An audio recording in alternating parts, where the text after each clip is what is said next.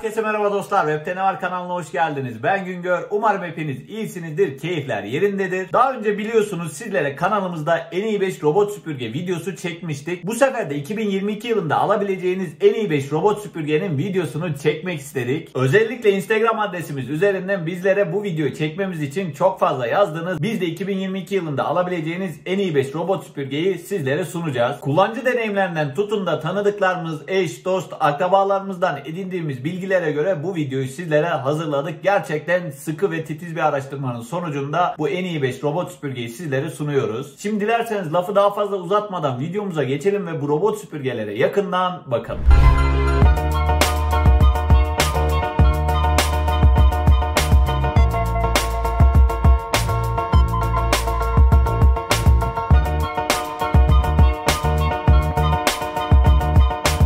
Videonun hemen başındayken şunu belirterek başlamak istiyorum ki videonun hiçbir yerini atlamadan sonuna kadar izlemenizde fayda var. Çünkü burada önemli özelliklerden, farklılıklardan sizlere tek tek bahsedeceğim. Biz bu listeyi oluştururken tabii ki daha farklı robot süpürgeler, modeller ve markalar vardı. Ama bizler sizlere şu an piyasada fiyat performans olarak en iyi beşini inceleyeceğiz. Kısa hatırlatmada bulunmak istiyorum. Bir robot süpürge alırken nelere dikkat etmelisiniz? Öncelikle evinizin yapısını iyi belirleyin ve ona göre bir seçim yapın. Ne kadarlık bir alanı temizletmek istiyorsunuz? Eşyalarınız alçak mı, yüksek mi? Öte yandan sıklıkla hangi zeminde kullanacağınıza dikkat edin. Sert zeminde mi, yumuşak zeminde mi, halıda mı, parkede mi? Bunlar da yine önemli kriterlerinizden olmalı. Şimdi bunlardan kısaca bahsettikten sonra pahalı üründen ucuz ürüne doğru gideceğiz. Sizlere fiyatları söylerken bir yandan da dolar karşılığını vereceğim ki bu videoyu 5-6 ay sonra, hatta 1 yıl sonra bile izleseniz kafanızda bir şeyler oluşabilsin. İlk akıllı süpürgemiz Roidme EV Plus'la başlayacak olursak bu ürün gerçekten çok fazla tercih edilenler arasında yer alıyor. Sizlerin de görselde görmüş olduğu gibi çöp istasyonuyla geliyor. Yani aslında sizlere gelirken 2 kutu şeklinde geliyor. Bu istasyon ne işe yarıyor? Onun detaylarından ilerleyen dakikalarda bahsedeceğim ama öncelikle fiyatıyla başlayacak olursak şu anda en uygun olarak Trendyol'da 7.999 liralık fiyat etiketiyle satışa sunulmuş. Teknik detaylardan bahsetmeden önce bu çöp istasyonu ne işe yarıyor? Öncelikle ondan bahsederek başlayalım. Zaten bu ürünü de listemizin ilk sırasına koyma nedenlerimizden birisi de çöp istasyonunun mevcut olmasıydı. Sizler de yukarıda görmüş olduğunuz gibi toz torbasını tabiri caizse tereyağından kıl çeker gibi çekiyorsunuz ve kolaylıkla çıkarmış oluyorsunuz. Takarken de tekrar oradan açılarak tozların oraya dolmasını sağlıyor. Ürün içerisindeki tozları bu hazneye aktardıktan sonra otomatik olarak süpürme işlemine devam edebiliyor. EV Plus'ın teknik detaylarından bahsedecek olursak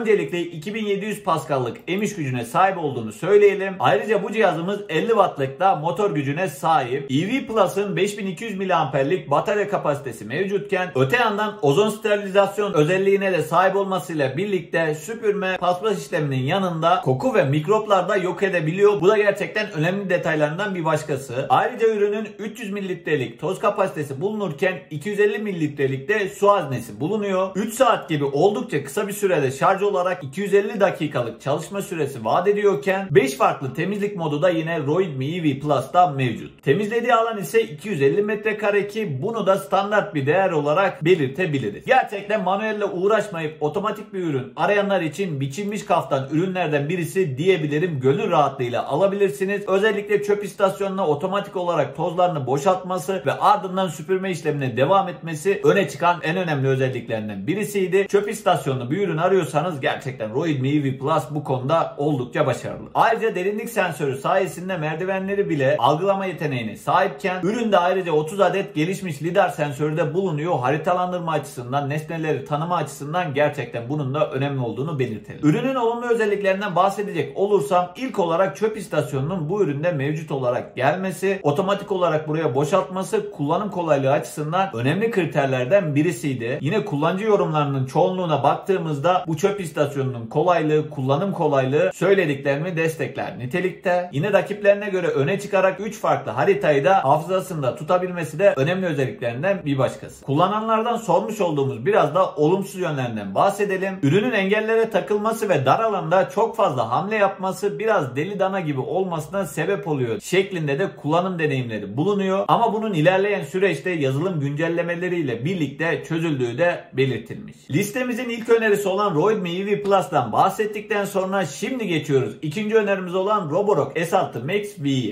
Yine listemizin gözbebeği ürünlerinden birisi olur. Kendisi 6.932 liralık fiyatıyla şu anda en uygun olarak hepsi burada da satışa sunulmuş. Ayrıca bu ürünü daha önce selefi olan S5 Max ile kıyaslamıştım. Onun da kartlarına yukarıdan ulaşıp izleyebilirsiniz. İşin içine yapay zekayı ve yeni teknolojileri dahil eden Roborock S6 Max V'nin özelliklerine şöyle bakacak olursak, bu robot süpürgemizde ıslak ve kuru temizlemeyi bir arada sunuyorken 460 mililitrelik toz kapasitesi bulunuyor. Ayrıca 297 mililitrelik de su haznesi kapasitesi bulunuyor. Emiş gücü ise 2500 Pascal ve bu değer selefi olan S5 Max'e göre oldukça yüksek. S6 Max V'nin olumlu özelliklerinden en önemlisi ön kısmında bulunan kamera. Hem lidar sensörü hem de ön kısmındaki kamerayı kullanarak ortama daha hakim olan ve çok daha etkileyici navigasyon deneyimi sunan S6 Max V yetenekleriyle gerçekten piyasanın altın bilezik ürünlerinden birisi. S6 Max V'de de 5200 mAh'lik batarya kapasitesi bulunuyorken yine bu ürünümüzde de 3 saatlik çalışma süresi vaat edilmiş. S6 Max V'de şarj süresi ise 6 saat, bunun için biraz uzun bir süre diyebiliriz. Şöyle muadilleriyle kıyasladığımızda gerçekten biraz uzun kalıyor bu süre. Temizleyebildiği alan 250 metrekare ile karşımıza çıkıyorken yine bu modelimizde de 2 santimetrelik aşılabilir yükseklik özelliği mevcut. Roborock S6 Max V'nin olumlu özelliklerinden bahsedecek olursam, içerisinde barındırdığı Reactive AI özelliği sayesinde, yani yapay zeka ile birlikte nesneleri daha iyi bir şekilde tanıyıp yönünü de kolay bir şekilde bulabiliyor. Bu iki kamera sayesinde ayrıca evde bulunmadığınız zaman da evinizde gözetleyebiliyorsunuz. Bu bir açıdan da olumsuz bir özelliği olarak da söyleyebiliriz. Çünkü evin içerisinde sürekli gezen bir göz sizi izliyor. Olumsuz yönü olarak belki de 6 saatlik şarj süresini söyleyebiliriz. Yine kullanıcı yorumları da bunu destekler nitelikte. İkinci önerimiz olan Roborock S6 Max V'den bahsettikten sonra şimdi geçiyoruz 3.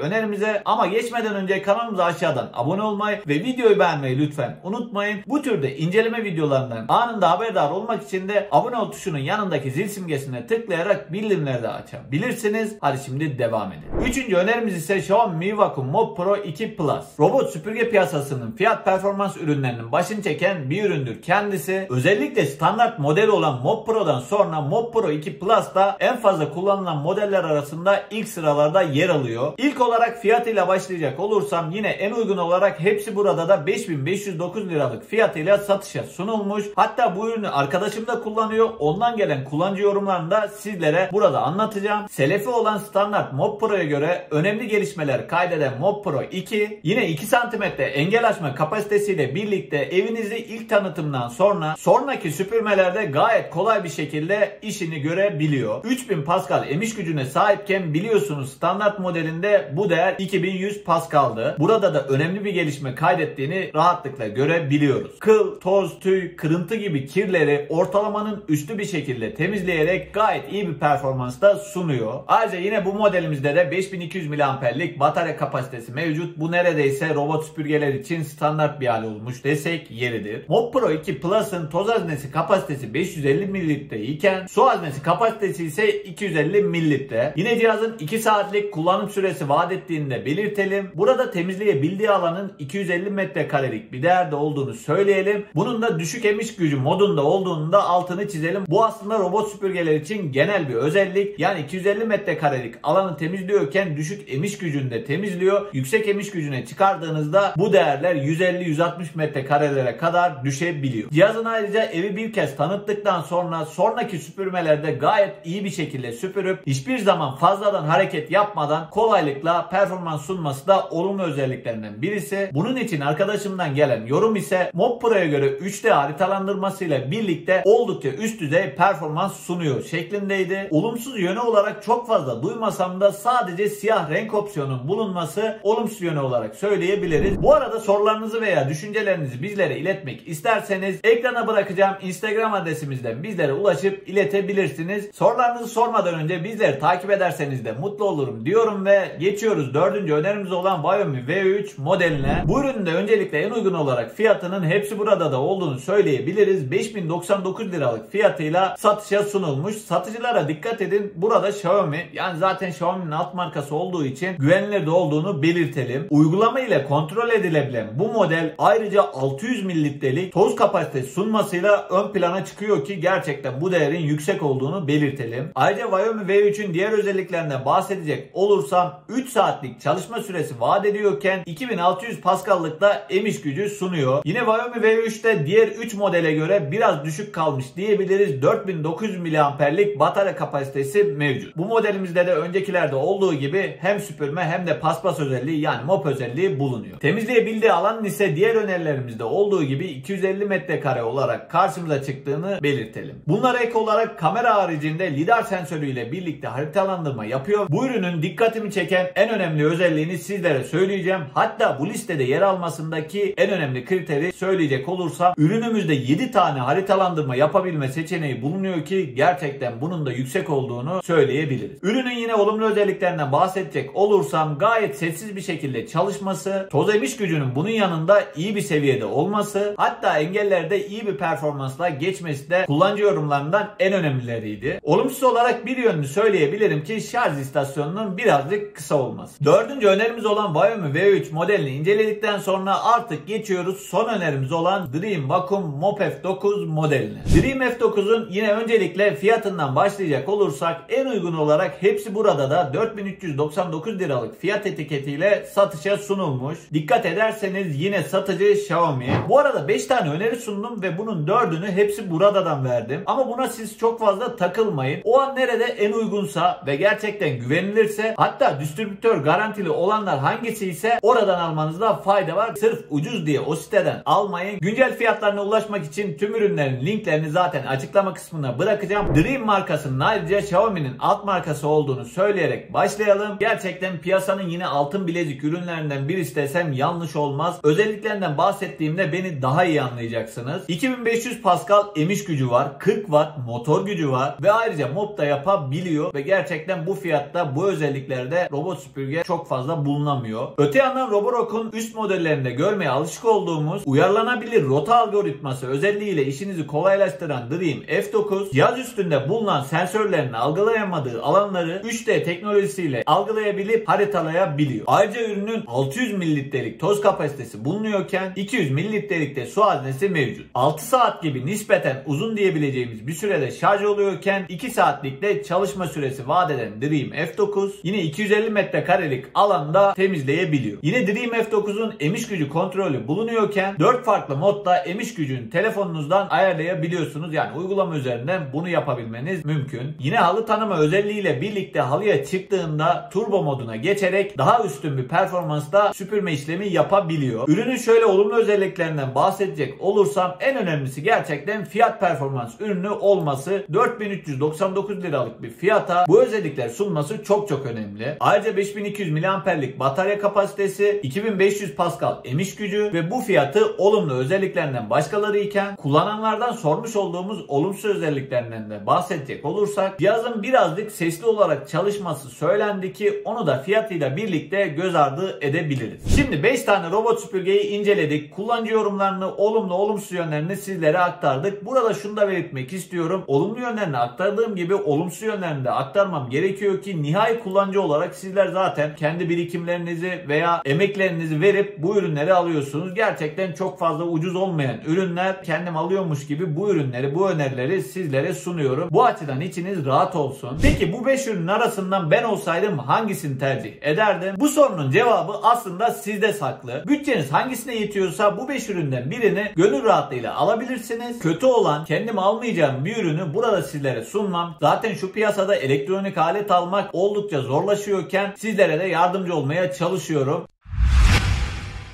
Umarız bu video sizler için gerçekten yararlı bir video olur. Bu türde videoların devamının gelmesini istiyorsanız aşağıdan kanalımıza abone olmayı ve videoyu beğenmeyi unutmayın. Hatta bildirimleri de açarsanız bu türde inceleme ve öneri videolarından da anında haberdar olabilirsiniz. Instagram adreslerimizden de sorularınızı bizlere yöneltebilirsiniz. Bir sonraki videomuzda görüşmek üzere. Kendinize iyi bakın.